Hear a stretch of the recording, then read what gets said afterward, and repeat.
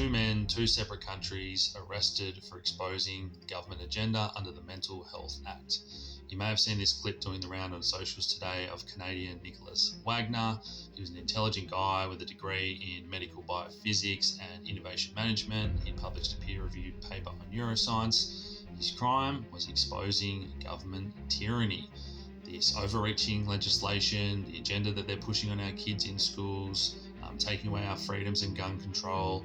And he was threatened with arrest and taken to this psych ward, whereas they're kept in this tiny little dingy room, no blinds, so he couldn't get any sleep. And thankfully, he remained calm and knew his rights and got out of there in 48 hours. But this parallels what happened in Australia a few months ago with Rodney Cohen, a 20-year Navy vet, where police and healthcare staff rocked up to his house without a warrant and threatened him with arrest unless he came with them to a hospital for a psych evaluation.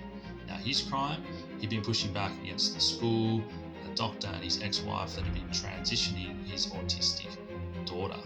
Now, again, they tried to push psych meds on him. What do? They sedate you and dumb you down. He knew his rights, got on the phone with his brother and his lawyer, spoke with people like me and John Adams to get the message out there. And then again, after 48 hours, he got out of there. But the scary thing is that any doctor can deem you mentally unwell, and most doctors are in the matrix.